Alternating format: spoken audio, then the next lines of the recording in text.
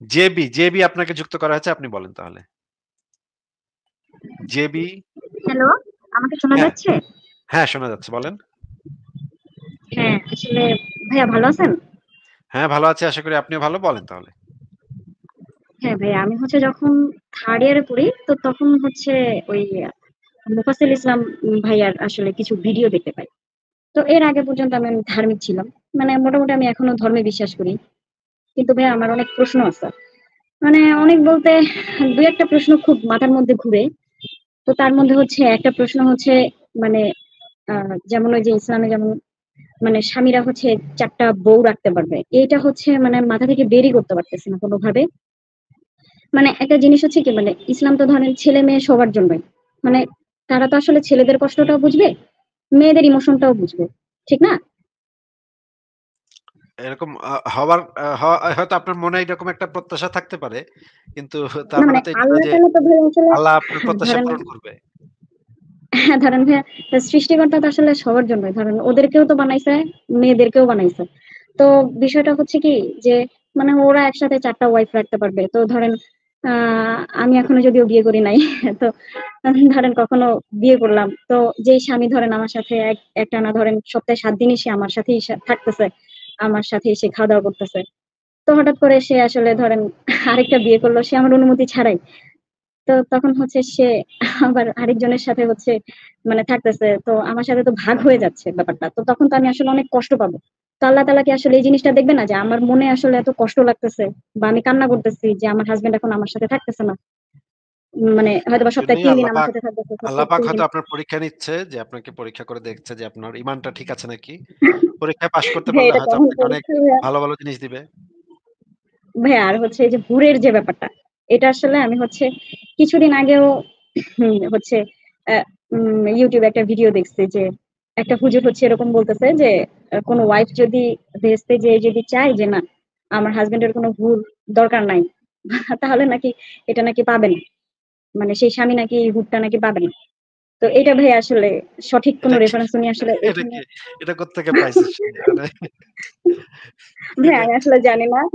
উনি আসলে ভাই কোন রেফারেন্স দেয় নাই তো। তো আসলে আর YouTube তো আসলে ওইখানে তো কোন প্রশ্ন করারও কোন ওয়ে নাই। তো সেজন্য আসলে ভাইয়া আপনার কাছে একটু জিজ্ঞেস করতেছি। আসলে এমন কি কোন মানে ওয়ে আছে যে ওইভাবে আসলে আল্লাহর না, কাছে চাইলে যে পাওয়া যাবে না? যে না ও যেন না না পায়। এরকম কোনো ওয়ে নাই। তার মানে সে হবে তার স্বামীও যদি জান্নাতি হয় তাহলে স্বামী তো ৭২ টা পাবে এবং মানে কন্টিনিউয়াসলি তারা করতে থাকবে। ওই মানে ৫০,০০০ বছর, ৩০,০০০ বছর, কেউ কোন আলেম বলে ৭২,০০০ বছর ধরে একটানা করতে থাকবে। তখন আরকি আপনি যখন যদি আপনার স্বামী যদি এটা করে তাহলে আপনার বসে সেটা দেখতে হবে। এটা তো কিছু করার নাই। তো ৭২ আসলে টা ভাইয়া ঘুইরা তখন যখন তো ধরেন হ্যাঁ, হ্যাঁ হ্যাঁ, হ্যাঁ বলেন। ভাইয়া বলেন। ৭২ হ্যাঁ টা ভাইয়া ঘুইরা মানে যখন আমিও আবার তো আপনার ধর সিরিয়াল আসবে, ততদিনে মনে করেন আপনি অনেক বছর কেটে যাবে। হ্যাঁ? তখন এত বছর আপনি এই আচ্ছা জিনিস ভাইয়া দেখতে হবে আমি আপনার। হচ্ছে মানে আমি এই প্রশ্নটা যার কাছেই করছি, তো আমার কিছু ফ্রেন্ড আছে ওরা অনেক ধার্মিক। তো ওদের কাছে আসলে বলতাম যে এখনো বলি তো যে ধরেন যে হুরদের সাথেও আসলে ঘুরে বেড়াচ্ছে। হ্যাঁ? ৭০ টা হুরের সাথেও ঘুরতেছে। আচ্ছা আমিও তো জান্নাতে গেছি। হ্যাঁ? তো আমি আসলে কি মানে এতিমের মতো বসে থাকবো? যে আমার হাসব্যান্ড ঘুরতেছে, আমি তাকায় দেখতেছি।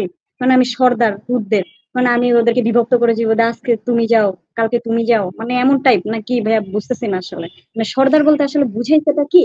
আর আসলে মানে আমি মানে আসলে ওইখানে ধরেন বসে থেকে আমি কি করব? আমার তো সঙ্গীই নাই। আমার সঙ্গী তো আরো ৭০ টারে নিয়ে ঘুরতেছে। আমার লাইভে এক মুমিন এসেছিল, এসে বলে কি মেয়েরাও পাবে। মেয়েরাও হচ্ছে গিয়ে ছেলেহুর পাবে।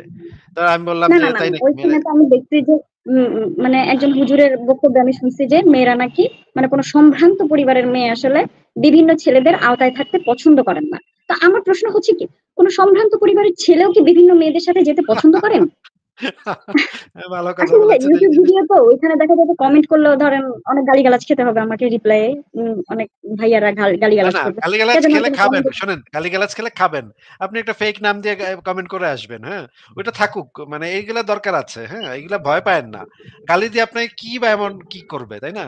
হ্যাঁ, কমেন্টটা কইরা আসেন। বলতেছে একটা যে মানে খোঁচা মারা মেয়েরা কমেন্ট দিয়ে আসেন। বলতেছে যে এটা হচ্ছে মেয়েদের মানে কোনো মেয়ে যদি ওইখানে যে যদি এরকম টাইপ যদি বিভিন্ন ছেলেদের আওতায় যদি থাকতে চায়, এটা হচ্ছে বিকৃত মানে মেয়েদের হচ্ছে যে মেয়েরা থাকতে ও চাবে এটা হচ্ছে মেয়েদের বিকৃত ক্ষেত্রে এটা মস্তিষ্কের বিকৃত। মেয়েদের ক্ষেত্রে এটা বিকৃত। আচ্ছা। এই ঘটনাটা শোনেন, আমি একটু বলে নেই শোনেন। এই যে আমার লাইভে এক মুমিন এসে বলতেছে মেয়েরাও নাকি ছেলে হুর পাবে, হ্যাঁ? আমি বলতেছি মেয়েরা ছেলে হুর পাবে এরকম কই পাইছেন? বলে, "না, না, মেয়েরা যা চায় তাই পাবে। কোরআন হাদিসে সব লেখা আছে। যা চায় তাই পাবে।" আমি বলি, "ওকে, ঠিক আছে। তার মানে আপনি বলতে চাচ্ছেন নবীর মেয়ে ফাতিমা, নবীর বউ আয়েশা এরা ৭২ টা কইরা ছেলে পাবে, তাদের সাথে কইরা বেড়াবে।" এটা আপনি বলতে চাচ্ছেন। আপনি এটা দাবি করতেছেন যে ফাতেমা এবং আয়েশা এবং খাদিজা এরা ৭২ টা করে ছেলের সাথে করবে। মানে ৭২ টা জনি সিনস, ৭২ টা জন আব্রাহাম, ৭২ টা একটা হবে জন আব্রাহাম, একটা হবে ঋত্বিক রোশন, একটা হবে জনি সিনস, এগুলোর সাথে করে বেড়াচ্ছে। এইটা বলার পর মুমিনের চেহারা একেবারে লাল হয়ে গেছে। বলে, "এই!" তো তারপরে গালিগালাজ শুরু করে দিছে। বুঝছেন? এখন এই এই রকমের কথা গালিগালাজের অনেকে ভয়ে আসলে ভাইয়া কোনো কিছু আসলে বলি না। কি যে বলবো বুঝতেছি না। কিন্তু ভাইয়া কিন্তু আমি কিন্তু 3rd আপু ইয়ারে থাকতে কিন্তু আপু যখন একটা ফেক আইডি দিয়ে বলতে কি যায় আসে? আপনি বইলা আসবেন, হ্যাঁ? ওইখানে যে পাগলের মতো কিছু মানে মুমিনা এসে পাগলামি করবে, এটা দেখে মজা নেন। ভাইয়া এখন আসলে সময় পাই না তো। তো আমি হচ্ছে ভাইয়া যখন হচ্ছে মানে অনার্স শেষ করার পরে মাস্টার্সে ভর্তি হওয়ার আগ পর্যন্ত আমি অনেক হাদিসের বই পড়ছি। আমাদের বাড়িতে অনেক হাদিসের বই আছে। তবে এই যে পড়ে টরে দেখা যায় যে কুকুরের যে ব্যাপারটা, যে কুকুর মানে যে আ যে কালো কুকুরকে যে হত্যা করার যে ব্যাপারটা আমি আপনাদের সংশয়.com এ আসলে দেখছি তখন। তো এই জিনিসটা ভাই আমার মানে খুব পরিমাণে কষ্ট দিছে আরকি যে ধরেন কালো কুকুর যদি হত্যা করারই যদি হইতো তাহলে তো আল্লাহ তাআলা আসলে কালো কুকুর তাহলে মানে ওদেরকে তাহলে দুনিয়াতে পাঠাচ্ছে কেন? হ্যাঁ, তারপরে শুধু কালো কুকুর না, তারপরে যে টিকটিকি, তারপরে হচ্ছে গিয়ে আরো কয়েকটা প্রাণী আছে। ৫ ধরনের প্রাণীকে মেরে ফেলার হুকুম দেয়া আছে এবং মারতে পারলে আবার সওয়াবের কথা বলা আছে। বাট টিকটিকির ব্যাপারটা আসলে আমি জানি না। তবে কালো কুকুরের ব্যাপারটা আমি পড়ছি। আমার নিজের অনেক খারাপ লাগছে যে কুকুর তো অনেক বিশ্বস্ত একটা প্রাণী আর অনেক সুন্দর। ওদেরকে কেন মারবো ভাইয়া এটাই আসলে বুঝলাম না। আসলে এটার প্রেক্ষাপট কি ভাই কোনো ঘটনা ঘটছিল না কি আসলে মানে কেন ভাইয়া হ্যাঁ, মানে মারবোটা কেন? মানে এটার প্রেক্ষাপটটা একটা বিতিকিচ্ছিরি একটা প্রেক্ষাপট, হয়? যে কুকুর মারার যে ব্যাপারটা। আচ্ছা, আপনাকে আমি তাহলে সেটা দেখাই দেই যে কেন এটা কি কারণে এই ঘটনাটা ঘটছিল। আপু, আপনি কি এই হাদিসটা পড়তে পারবেন? শুরু থেকে পড়তে হবে কিন্তু। ও হ্যাঁ, আ জীবজন্তুর ছবি অঙ্কন করা নিষিদ্ধ হওয়া এবং চাদর ইত্যাদিতে স্পষ্ট মানে সুস্পষ্ট ও অবজ্ঞাপূর্ণ নয় এমন ছবি থাকলে তা ব্যবহার করা হারাম এবং যে ঘরে কুকুর ও ছবি থাকে সে ঘরে ফেরেশতাগণ প্রবেশ করে না। আসলে ভাইয়া কেন আসলে এটা প্রবেশ কেন করবে না এ ভাইয়া? এটা পড়েন, তারপর আপনি মানে বুঝতে পারবেন। এই যে কুকুর মারার যে শুরুটা, এটা কেন ঘটছিল সেটা একটু মানে এই হাদিসটা পুরোটা আপনার পড়তে হবে। পড়লে আপনি বুঝতে পারবেন। আমি আপনাকে দ্রুত পড়ে শোনাচ্ছি। একদিন রাসূলুল্লাহ হ্যাঁ, সাল্লাল্লাহু আলাইহি হ্যাঁ, ওয়াসাল্লাম হ্যাঁ। ভোরে বিমর্ষ বিষণ্ণ অবস্থায় উঠলেন। মাইমুনা বললেন, "ইয়া রাসূলুল্লাহ, আজ আপনার চেহারা বিমর্ষ দেখছি।" রাসূলুল্লাহ বললেন, "জিবরিল আজ রাতে আমার সাথে মুলাকাত করার ওয়াদা করেছিলেন, কিন্তু তিনি আমার সাথে মুলাকাত করেননি। জেনে রাখো আল্লাহর কসম, তিনি কখনো আমার সাথে ওয়াদা খেলাফ করেননি।" মানে একদিন মানে জিবরাইলের আসার কথা, কিন্তু দোস্ত আসে নাই, হ্যাঁ? আ তার দোস্ত তার সাথে দেখা করতে ও আসে নাই। এজন্য মুহাম্মদের হ্যাঁ, মন হ্যাঁ, হ্যাঁ। খারাপ। এই হাদিসটা তো মন ভাইয়া খারাপ করে জানি। মন খারাপ করে বসে আছে। তারপরে কি ঘটলো? পরে রাসূলুল্লাহ সাল্লাল্লাহু আলাইহি ওয়াসাল্লাম তার সেদিন এভাবেই কাটালেন। এরপরে আমাদের পর্দা ঘেরা খাটের নিচে একটি কুকুরছানার কথা তার মনে পড়ল। তিনি হুকুম দিলে সেটিকে বের করা হলো। এরপর তিনি তার হাতে সামান্য পানি নিয়ে তা ওই কুকুরছানার বসার স্থানে ছিটিয়ে দিলেন। পরে সন্ধ্যা হলে জিব্রাইল তার সাথে মোলাকাত করলেন। তখন তিনি তাকে বললেন, "আপনি তো গতরাতে আমার সাথে মুলাকাতের ওয়াদা করেছিলেন।" তিনি বললেন, "হ্যাঁ, তবে আমরা ফেরেশতারা এমন কোন ঘরে প্রবেশ করি না যে ঘরে কোন কুকুর থাকে কিংবা কোন প্রাণীর ছবি থাকে।"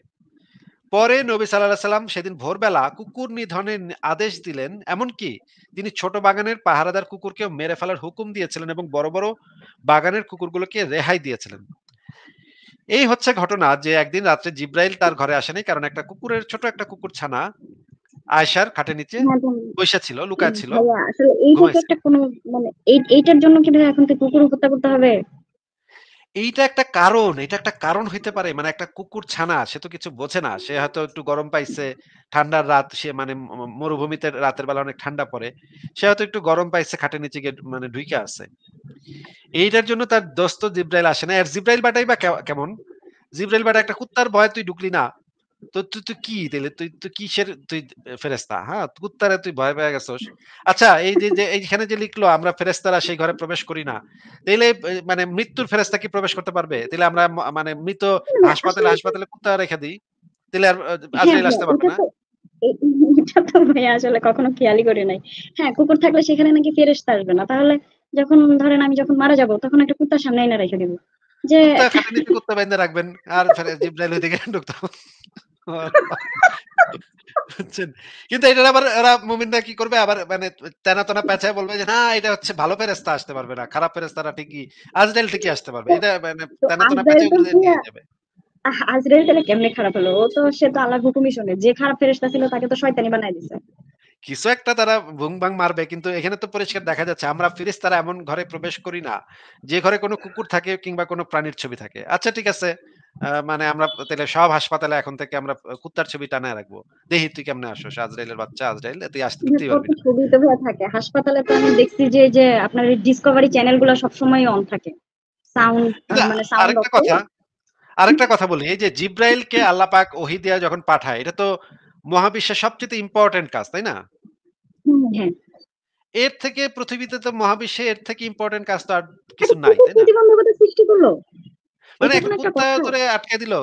আর তুই তো বেটা আচ্ছা ঠিক আছে বুঝলাম তুই ঘরে ঢুকতে পারস না। তুই তো গেটের সামনে দাঁড়ায় থাকতি, অপেক্ষা করতি কখন মানে মোহাম্মদ বাইর হয়। একটা ইম্পোর্টেন্ট নিউজ আসছে মোহাম্মদের কাছে, আল্লাহর কাছ থেকে। তোরে পাঠাইছে তুই বেটা আইসা খাড়া থাকবি। তুই গেটের সামনে দাঁড়ায় থাকবি। তোর এমন এমন কি কাম কইরা আছে আসমানে যে তুই আবার ফেরত গেছস? তুই এখানে দাঁড়ায় থাকতে পারলি না, সকাল পর্যন্ত দাঁড়ায় থাকতি। তুই কেন গেছস? মানে এটার কি কোনো আক্কেল জ্ঞান নাই? দেখেন, মানে শয়তানরে কিন্তু আটকায় রাখা যায় না। শয়তান কিন্তু কোন কাজে ফাঁকি দেয় না। শয়তান কিন্তু ভালো কাজ করে, হ্যাঁ? এমন কোন জায়গা নাই যে এখানে শয়তান ঢুকে নাই। শয়তান গিয়া মানে তার কাজগুলা করে না। এমনকি রোজার দিনে যখন শয়তানে নাকি আটকায় রাখে, শিকল দিয়ে বন্দী করে রাখে, তখনও হ্যাঁ, এইটা শয়তানের আমি কাম বুঝলাম কিন্তু না। করে না। রমজান মাসে ভাইয়া শয়তানরা আটকায় রাখলে তাইলে এই যে এত অকারেন্স হয়, এই যে রমজান মাসেও তো ভাইয়া ধর্ষণ হচ্ছে, খুন খারাপি হচ্ছে। তাহলে এগুলা ভাইয়া করে কি? মানে মানে দেখেন ইন্ধন যোগায় কি? শয়তানে এমনিতে তো শয়তানে শুনি যে আটকায় রাখা যায় শয়তান না। ইন্ধন যোগায়, দেন আমরা এগুলা করি। এখন তো ভাইয়া ধরেন শয়তান তো বন্ধ আছে। তাইলে এগুলা কে করে? মানে শয়তানকে যে কাজের দায়িত্ব দেওয়া হইছে, শয়তানরে কিন্তু আটকায় রাখা যায় না। হ্যাঁ? সে কিন্তু আটকায় রাখলেও কিন্তু শয়তান তার কাম করে লায়। হ্যাঁ? আর এবারে জিব্রাইল একটা কাম দিছে, ওই বেটার তো আর কোন খায় দায় কাম নাই। বেটারে তুই তো মানে নবী-টবি হইলে এটারে খালি চিঠি নিয়া যাইত। মানে পুরা মানে ফ্রি টাইম। সে হচ্ছে গিয়ে পুরা বিন্দাস জীবনযাপন করে। তাই না? তার তো কোনো হুম। আকাইমা ভান্ড একটা সে। কোন কামের না। এত তোর মানে মানে সুবিধা তোর তো কাজও করতে হয় না বেশি। তোর একটা কাম দিছে তোরে সেটা তুই ঠিকমতো করতে পারলি না। তুই গেলি গা। এটা কেমন কথা? আর এই যে দেখেন এখানে মানে একটা কুকুর ছানা ইসের ভিতরে খাটের নিচে বইসা আছে এটার জন্য সব কুকুর মেরালা। মোহাম্মদের হুকুম সব কুকুর মেরালা। এটা কোন কথা? এটা কোন মানে যুক্তি? কি ভাই এটা এগুলা? মানতেই পারতেছে না কোনোভাবে। আর ভাই আমি এই যে এটা মানতে পারতেছি না যে নারীরা হচ্ছে মানে কোনো ছেলেদের আওতায় থাকতে পছন্দ করে না। যার জন্য নারীদেরকে কোনো মানে হুরের কোনো ব্যবস্থা নাই জান্নাতে। ছেলেরা হচ্ছে জানি না ভাইয়া কেন তারা নাকি বাই বর্ণই তারা এমন, যার জন্য তাদের জন্য হুর আছে। আমার স্বামী আমি নিজের চোখে দেখবো যে ও আরো ৭০ টার সাথে ঘুরে বেড়াচ্ছে। আমি সঙ্গীবিহীন আমি বসে থাকবো। আপনি তো ঠিক আছে? সম্ভ্রান্ত এজন্য আপনি বিহীন বসে থাকবেন। আর আপনার স্বামী তো মানে লুচ্চা সেটা তো আল্লাহও জানে মানে নবীও জানে। এইজন্য আমি আপনার আমি স্বামীকে আমি আবার দিচ্ছেন। কি ভাইয়া আমি কিন্তু হচ্ছে ওইখানের আবার কি হুরের সর্দার। আমি আবার অ্যালটমেন্ট করে দিই। যে তুমি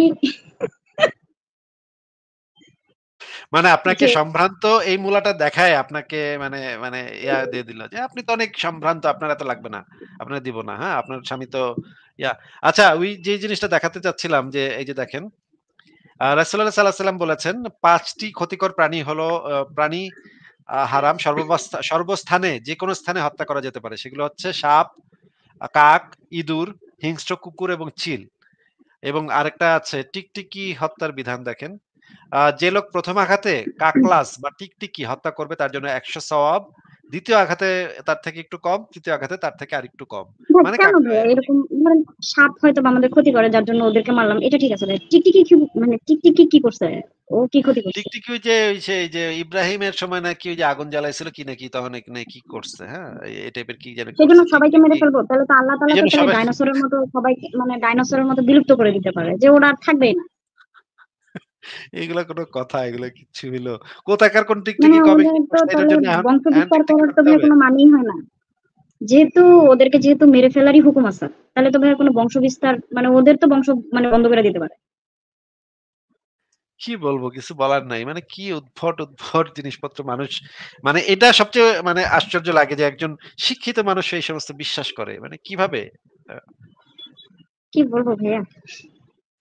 ঠিক আছে জেবি আপু আপনার সাথে অনেকক্ষণ কথা বললাম। তাহলে আজকে কি বিদায় জানাবো আপনাকে? হ্যাঁ, হ্যাঁ, হ্যাঁ ভাইয়া, আবার পরে কখনো কথা বলবো ইনশাল্লাহ। আচ্ছা, ঠিক আছে, ভালো থাকেন। আল্লাহ আল্লাহ চাইলে আচ্ছা আবার ভাই, কথা ভালো বলব। থাকবেন। আবার আচ্ছা ভাই, আল্লাহ নাস্তিকতার হাফেজ। প্রচার করব। ঠিক আছে। আল্লাহ হাফেজ হয়ে যাক। ঠিক আছে, ভালো থাকেন। পরের জনকে দেখি। আ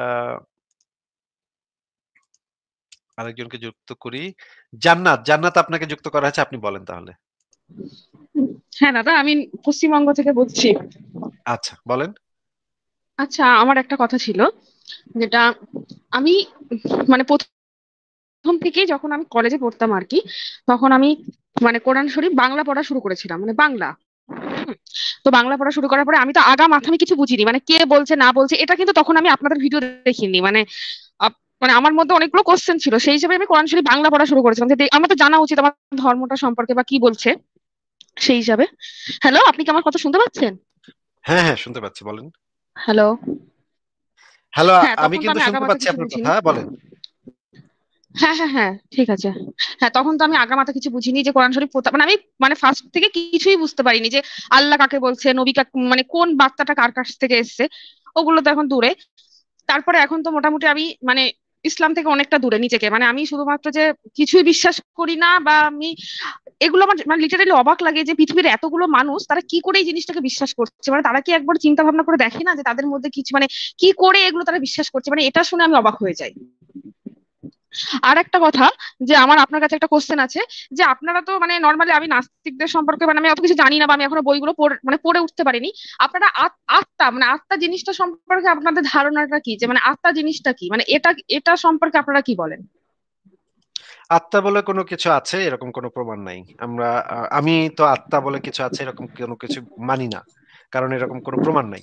আত্মা হচ্ছে প্রাচীনকালের মানুষের একটা ধারণা। সেটা হচ্ছে গড়ে উঠেছিল মানুষ যখন স্বপ্ন দেখতো। প্রাচীনকালের মানুষ যখন স্বপ্ন দেখতো তাদের পূর্বপুরুষদের বা তাদের মৃত বাবা, মৃত মা, মৃত ভাই, মৃত বোন তারা মারা গেলে হয়তো তাদেরকে একটা পশু খেয়ে গেছে বা তারা হয়তো কোনো দুর্ঘটনায় মারা গেছে। দেখা যেত যে সেই প্রাচীনকালের মানুষেরা বহুদিন ধরে তাদেরকে স্বপ্ন দেখতো।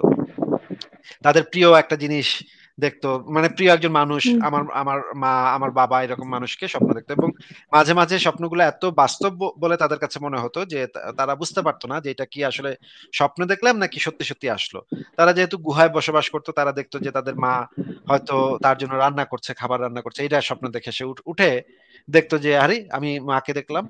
তখন তাদের কাছে মনে হতো যে এই যে এই জিনিসটা আমি কেন দেখলাম? আমি তো আমার মা তো মরে গেছে। তাইলে আমি কেন দেখলাম? তখন তাদের কাছে যেটা মনে হইতো যে হয়তো মায়ের শরীর থেকে কিছু একটা বের হয়ে সেটা হয়তো আমাদের আশেপাশেই ঘুরছে বা আমাকে দেখছে বা আমাকে টেক কেয়ার করছে। আমার পাশে থাকছে। এরকমের ধারণা তাদের মনে দানা বাঁধতে থাকে এবং পরবর্তী সময়ে তারা এই কারণেই মৃতদেহের পাশে ফুল দিয়ে আসতো। মৃতদেহের পাশে তার প্রিয় খাবারটা দিয়ে আসতো, প্রিয় অস্ত্রটা দিয়ে আসতো, প্রিয় অর্নামেন্টস হয়তো একটা তার মায়ের একটা প্রিয় গলার মালা ছিল সেটা দিয়ে আসতো।